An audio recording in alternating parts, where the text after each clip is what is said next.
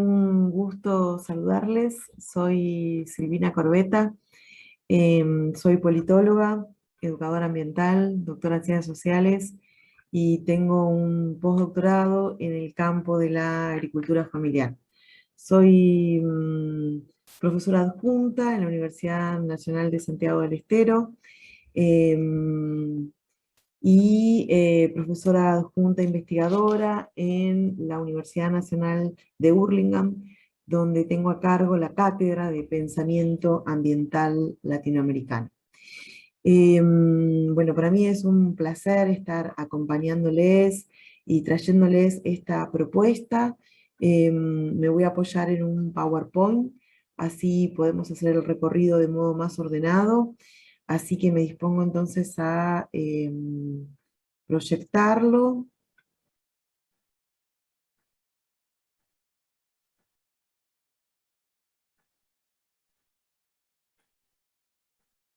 Vamos a ponerlo en pantalla completa. Em, bueno, como les decía, el módulo a cargo es Desarrollo Sostenible.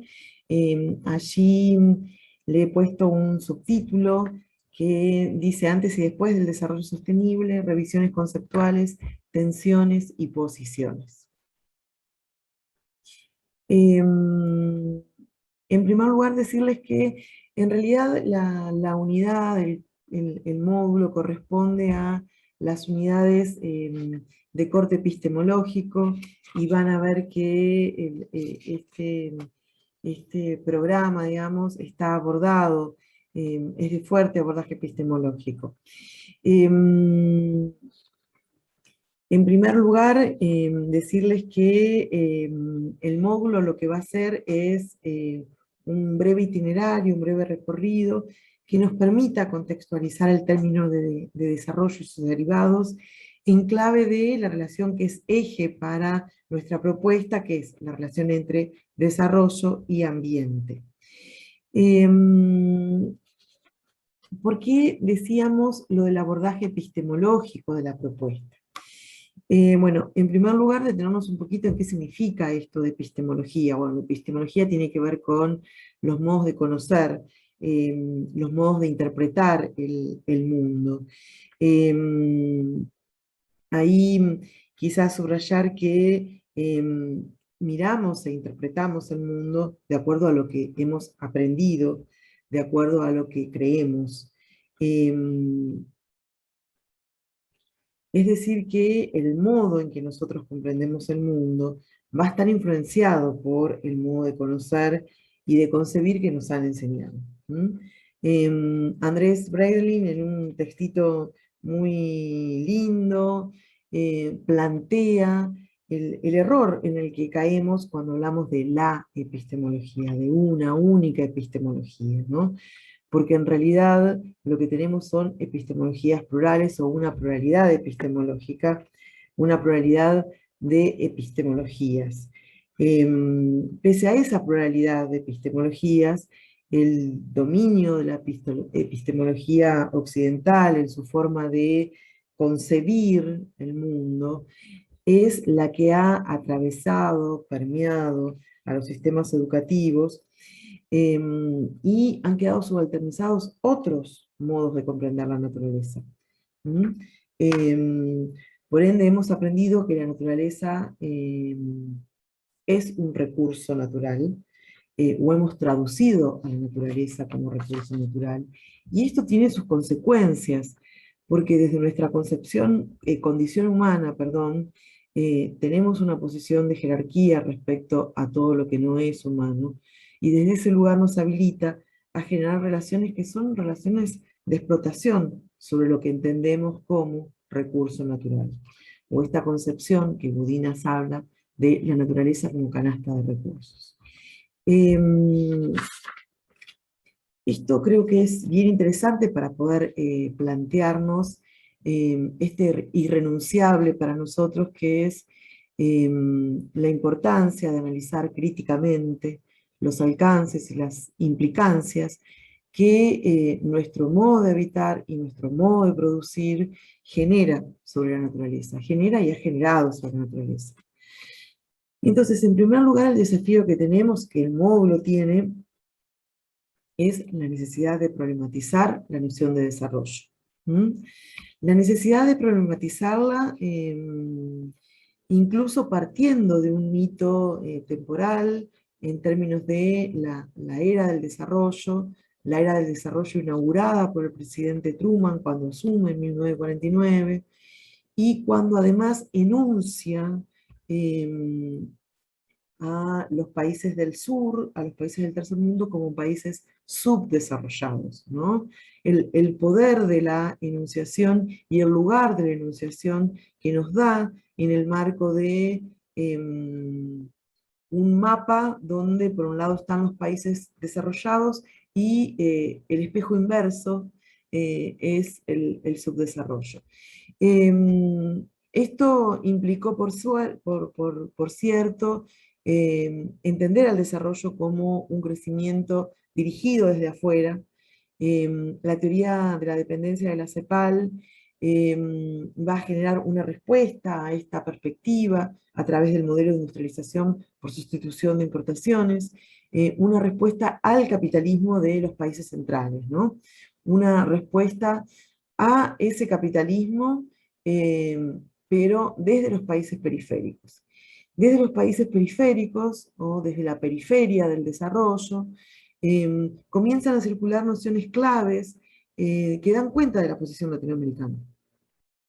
Se habla de otros modos de desarrollo, alternativas de desarrollo, estilos de desarrollo, todo en plural, lo cual implica que hay una diversidad de desarrollos de acuerdo a la diversidad de ecosistemas y de culturas que habitan esos ecosistemas, por supuesto, bueno, en desigualdad de situaciones, pero que da cuenta de una diversidad biocultural que se debe tener en cuenta. Bien, ¿con qué nos encontramos a los 10 y a los 20 años después de aquel discurso de Truman? En 1960 los países ricos eran 20 veces más ricos que los pobres. ¿Mm? En 1980 eran 46 veces más ricos.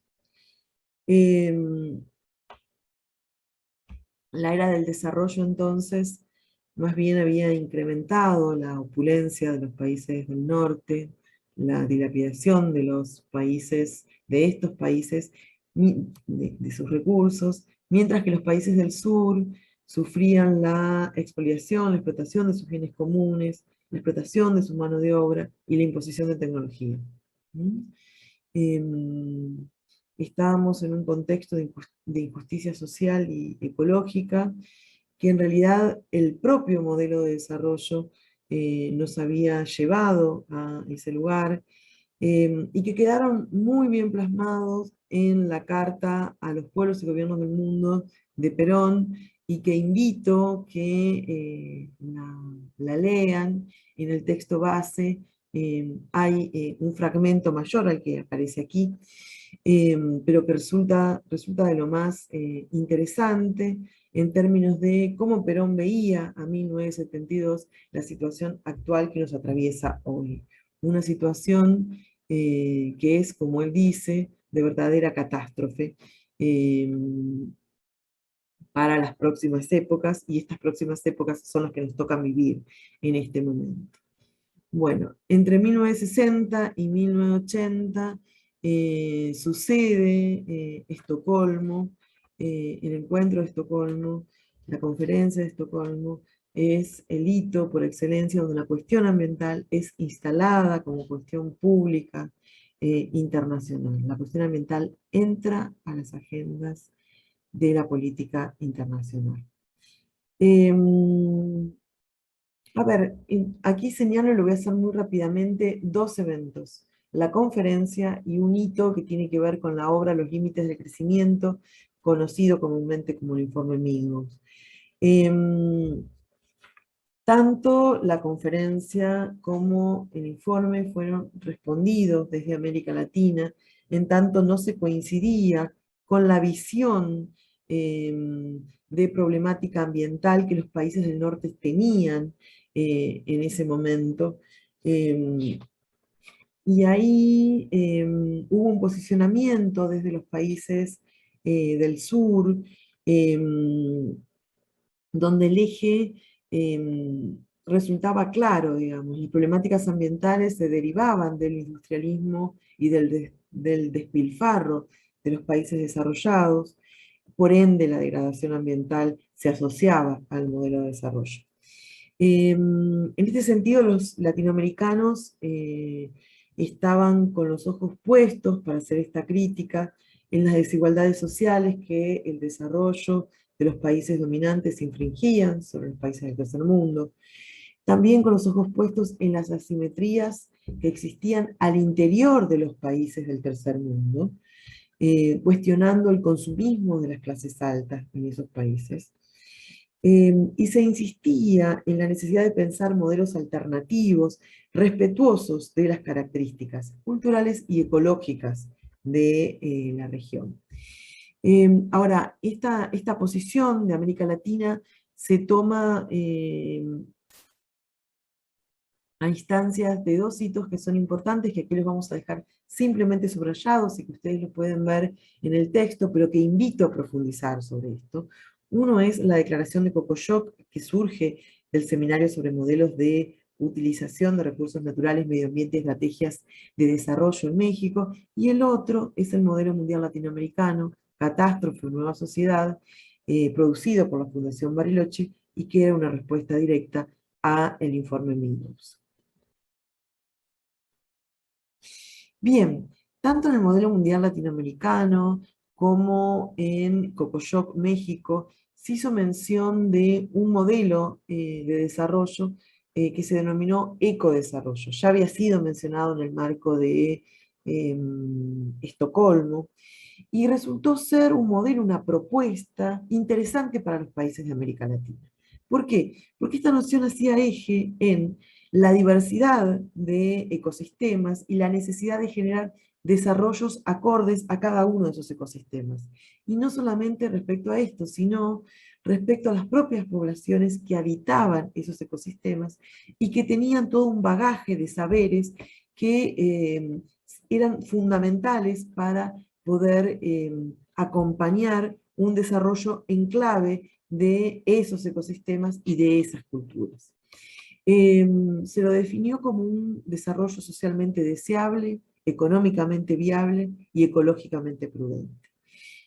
Los sujetos en los cuales se inspiró el ecodesarrollo para pensar su modelo. Se inspiró en las sociedades campesinas, en aquellas sociedades campesinas que poseían un alto nivel de simbiosis con la tierra que habitaban. Vamos a detenernos un poquito en esta noción de alto nivel de simbiosis. Se entendía que la simbiosis con el lugar que habitaban, con la tierra que habitaban, tenía que ver con una buena administración del suelo, del agua, del bosque, y que esa buena administración era diametralmente opuesta a las actitudes rapaces que se vivían en los países del norte a raíz de la explotación de los recursos con el único afán de buscar la rentabilidad. Que se vivían en los países del norte y que se vivían también aquí en la medida en que los países del norte extraían los recursos de los países del sur. Para el ecodesarrollo, el raciocinio campesino, la racionalidad campesina, tenía mucho que enseñarnos con base a esta idea de cohabitación de la tierra a través de varias generaciones. Una analogía, por cierto, que yo la veo muy presente en el cuidado de la casa común, en la encíclica papal, en la encíclica Laudato Si, que por cierto considero es uno de los documentos más críticos a los modelos de desarrollo vigentes. El ecodesarrollo era una perspectiva de fuerte corte ético, digamos. El enfoque era de fuerte fundamento ético, ético-político. El criterio de racionalidad social del ecodesarrollo se basaba en la solidaridad, una solidaridad que tenía que ser con las generaciones presentes y con las generaciones futuras. En este sentido, la definición de desarrollo sostenible se toma en términos enunciativos de esta definición, podríamos ir adelantando.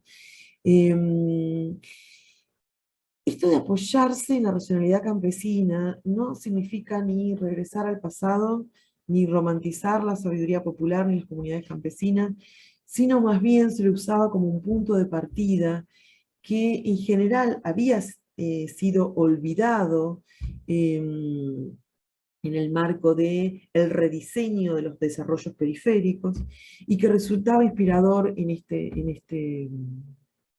este momento. Había cosas para aprender, además de los ecosistemas, además de los campesinos, de los ecosistemas. Primero, el respeto de las leyes y los grandes ciclos de la naturaleza. Decían, se decía desde el ecodesarrollo que los límites eran impuestos por los ciclos de la naturaleza, por ende, esos límites a la creatividad y al optimismo tecnológico estaban direccionados por estas grandes leyes y ciclos naturales. Y a su vez había que aprender de los ciclos naturales, los ecosistemas naturales, se tomaban los ecosistemas naturales como el mejor paradigma para todo lo que vayamos a concebir como intervención. Un eje importante en el ecodesarrollo era la complementariedad ecológica al interior de los agrosistemas, lo cual hacía que un sistema de producción tuviese que ser lo suficientemente diverso en actividades para poder tener o respetar la diversidad en la que el ecosistema estaba situado. Por eso la importancia de que convivieran sistemas de policultivos, combinación de agricultura, ganadería, la utilización a fines energéticos de los desechos orgánicos, el uso de técnicas suaves, etc. En las antípodas de la complementariedad ecológica que hay, la especialización a ultranza, ¿no? Se dice desde el ecodesarrollo.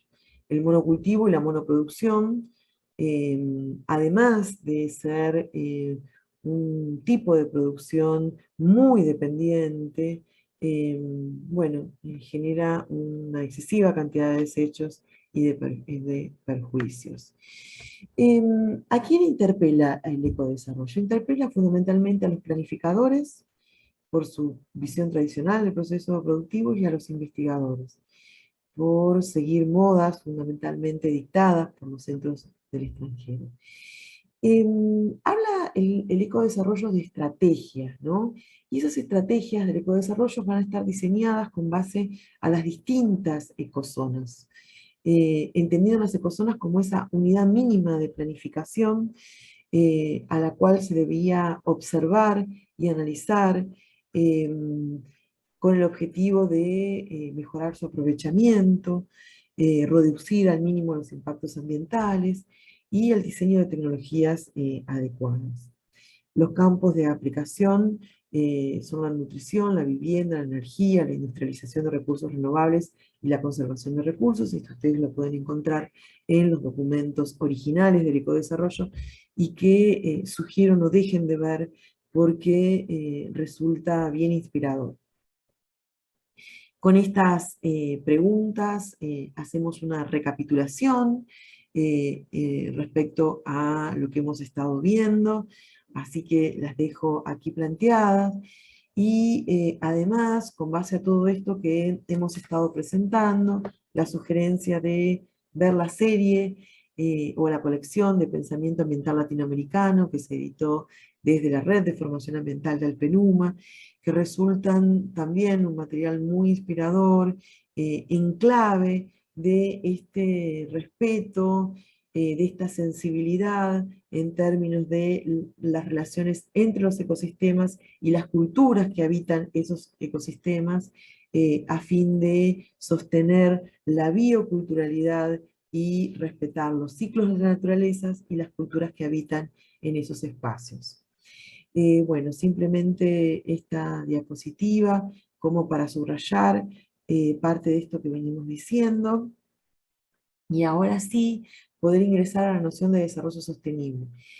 Valga aquí considerar que en realidad la noción de ecodesarrollo es una noción que aparece en el marco de esa Declaración de Estocolmo, pero que con el tiempo va teniendo un desplazamiento hacia la noción de desarrollo sostenible, que invito a que para profundizar sobre esto lean el texto base.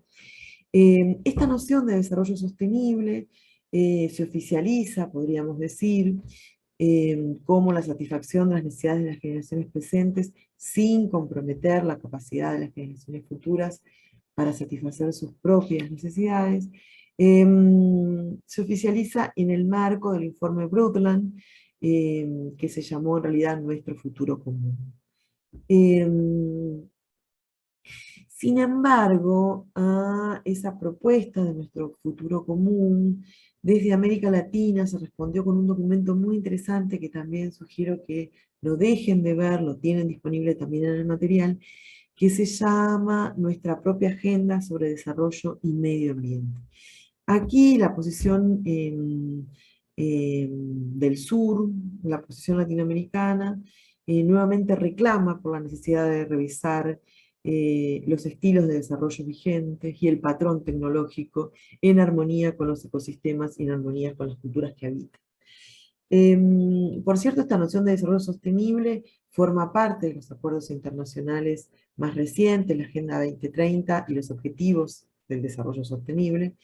Y allí lo interesante para ver, o la propuesta para problematizar, tiene que ver con subrayar la pluralidad de significados que esta noción de desarrollo sostenible tiene, y cómo esta pluralidad de significados llevó a argumentar tanto visiones que tienen que ver con prácticas de corte extractivistas, con un alto impacto en términos ecosistémicos, a otras que están centradas en la justicia social y ecológica, con modelos productivos con focos en el cuidado de la vida.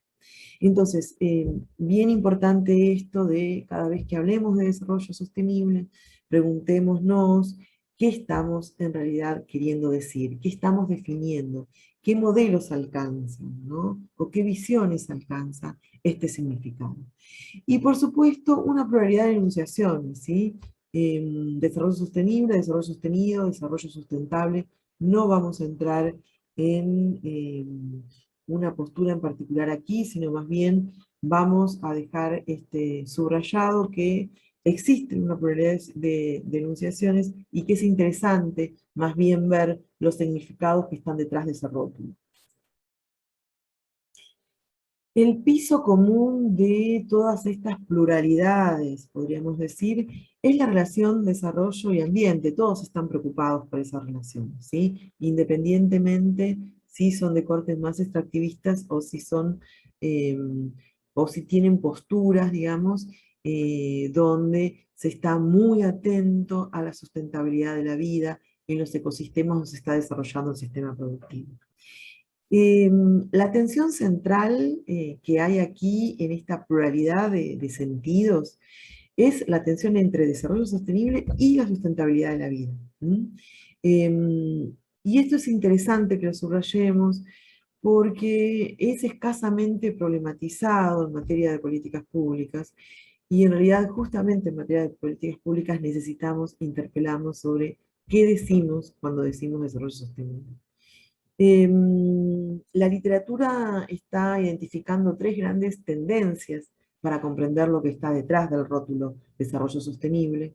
Por supuesto que hay una noción que tiene que ver con la no incorporación de la sustentabilidad, pero hay otras tres que plantean o plantean una tendencia hacia la sustentabilidad débil del desarrollo, la sustentabilidad fuerte del desarrollo, la sustentabilidad súper fuerte del desarrollo.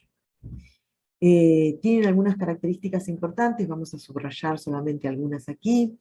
La sostenibilidad débil incorpora la dimensión ambiental, sin embargo, la solución a los problemas ambientales está más bien centrada en soluciones técnicas, soluciones dirigidas a cómo gestionar, gerenciar, manejar los procesos productivos y los ambientes sobre los cuales esos procesos productivos se llevan adelante. Se entiende que los recursos naturales son importantes conservarlos, preservarlos, pero justamente como una necesidad en pos del crecimiento económico.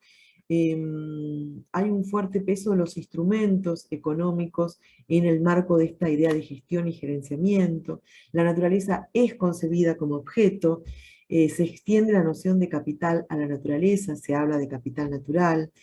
Este posicionamiento, como es de corte técnico, desconoce las implicancias políticas que existen, digamos, por más que se las desconozcan. Es un enfoque de corte antropocéntrico y utilitarista. El desarrollo sostenible fuerte. Bien, el desarrollo sostenible fuerte suma a las soluciones técnicas una dimensión de participación social y política, mecanismos de consulta. Entiende que no se trata solo de aplicar instrumentos de gestión para reducir los impactos, y también empieza a comprender, o se empieza a comprender en esta corriente, en este posicionamiento, que la naturaleza no puede ser reducida simplemente a un capital natural, a un objeto, sino que existen otras valoraciones que no son económicas. Se plantea que por lo menos una parte de la naturaleza tiene que ser conservada como está, tiene que haber un stock natural, y además deben preservarse los ecosistemas críticos, que son aquellos ecosistemas que han padecido situaciones de degradación y que los ha dejado en suma vulnerabilidad. Y, digamos, sigue el enfoque de antropocentrismo, pero bueno, debilitado podríamos decir, ¿no? Un enfoque de menor antropocentrismo. El desarrollo sustentable, súper fuerte. Aquí se entiende que las soluciones técnicas son insuficientes frente a una multiplicidad de valoraciones de la naturaleza.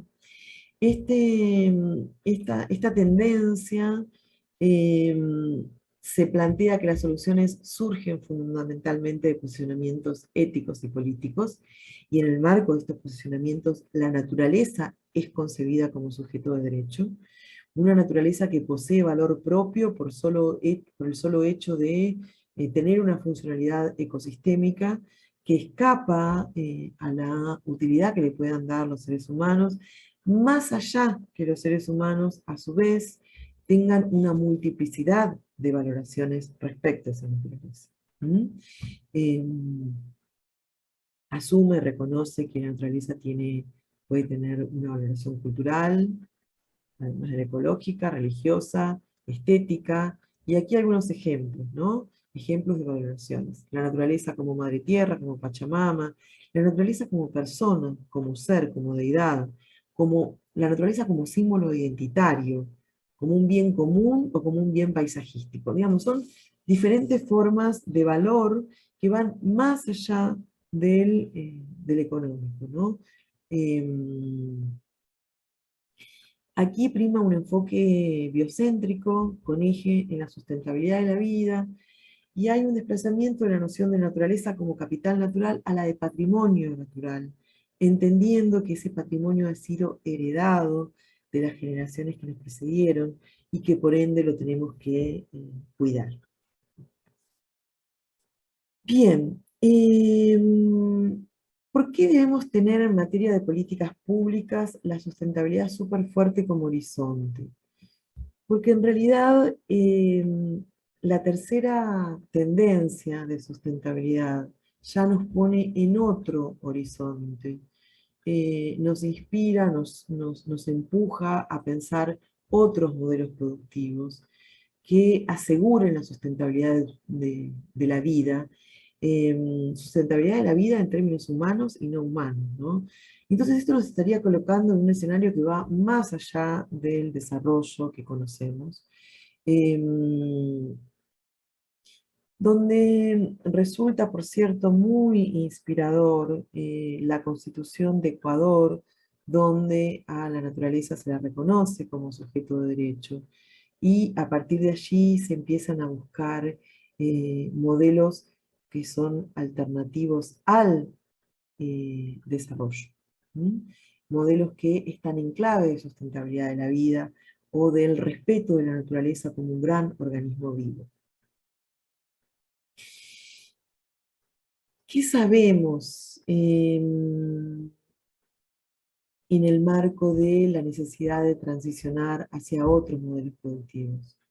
Que la crisis ambiental, que es una crisis global, es el fracaso del proyecto civilizatorio moderno, del modo de concebir, del modo de producir, del modo de conocer, y que esta crisis ambiental nos lleva, nos empuja a las búsquedas de alternativas al desarrollo, que ya no nos alcanza compensar en modelos alternativos de desarrollo como la propuesta cepalina pensaba en su momento, sino que debemos explorar más allá.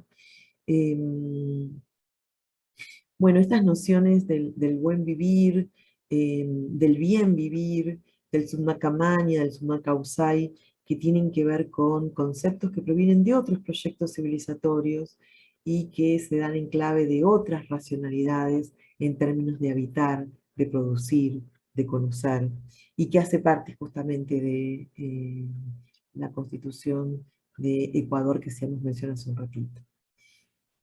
La propuesta de sustentabilidad súper fuerte, ¿qué requiere? Requiere un diálogo de saberes, con otros saberes productivos, con esos saberes que fueron subalternizados en el marco de los proyectos modernos, con otros diálogos con otros tipos de economía. Sugiere un ejercicio de interaprendizaje que nos posibilite desaprender lo que hemos aprendido en términos de considerar a la naturaleza como recurso natural, o como mero recurso natural. Esto no significa desconocer los enormes aportes que el proyecto moderno nos trajo, digamos, en absoluto. Significa más bien poner a dialogar al proyecto moderno con otros proyectos civilizatorios que tienen otras prácticas y experiencias de vidas en los modos de producir. Y nos lleva a transitar, podríamos decir, del contrato social al contrato natural, a un contrato con la naturaleza, donde pasemos de ser parásitos, como dice Michel Serres, a ser simbiontes. ¿Mm? Que podamos pasar la sabiduría de transitar desde la Declaración Universal de los Derechos del Hombre a la Declaración de los Derechos de la Madre Tierra, que incluyen a los derechos de los seres humanos.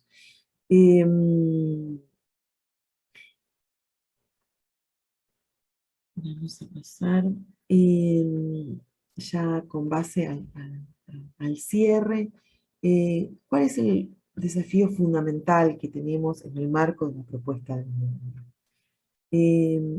Asumir que existe una multiplicidad de modelos productivos y que esos modelos productivos son resultado de la relación entre pluralidades culturales y ecosistémicas.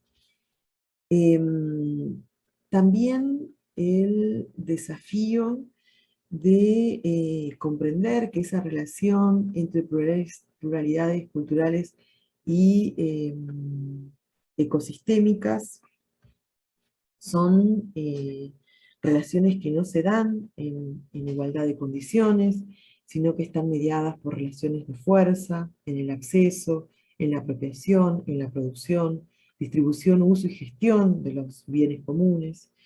Que esas relaciones asimétricas son las que generan conflictos ambientales. Los conflictos ambientales son expresión de esas asimetrías en el goce y en la distribución de los bienes comunes, pero también el conflicto que hemos generado con la vida, hemos generado con la forma de habitar y de producir.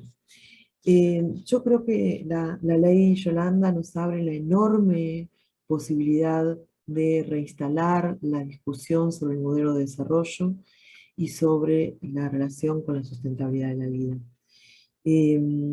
Así como pensar, tener la sabiduría de pensar una educación ambiental y crítica, que no se transforme en un instrumento de los mismos desarrollos que nos llevaron a esta tragedia, Esa educación ambiental y crítica tiene que ser una educación capaz de interpelar los modelos productivos y no convertirse en un instrumento de los desarrollos que nos llevaron a esta situación. Simplemente aquí ya para cerrar, en el material ustedes tienen un pequeñísimo video donde se ve a la fecha del 28/8 un enorme incendio en las islas frente a Villa Constitución, lo cual nos está hablando del modo en que producimos y del modo que habitamos. Por eso, y ya para cerrar, estas tres preguntas. ¿Hacia dónde va nuestro proyecto civilizatorio de seguir el presente modelo de desarrollo? ¿Debemos hacer todo lo que podemos hacer? ¿Cuál es el límite? El límite nos lo dan los propios ecosistemas, lo dan la degradación a la cual hemos llevado a los ecosistemas, y tenemos que ser muy sensibles a tomar el ecosistema como paradigma, eh, tomarlo y aprender de él y no producir lo que estamos produciendo en términos de devastación. ¿Qué esfuerzos debemos hacer para transitar hacia modelos productivos capaces de asegurar la sustentabilidad de la vida? Terminamos con estas tres preguntas y la invitación a recorrer, a conocer el Pacto Ecosocial y a conocer la Declaración Universal de los Derechos de la Madre Tierra en términos de poder ir aprendiendo de otros modos de concebir. Y aquí simplemente algunas nociones claves que para mí son importantes profundizar: el derecho a la tierra y el territorio, la protección de la bioculturalidad y la sustentabilidad de la vida en todas sus formas. Si tenemos en cuenta estas tres nociones, es posible que estemos preparados para ir transicionando de a poco hacia nuevos modelos productivos que sean respetuosos de la vida en sus distintas formas.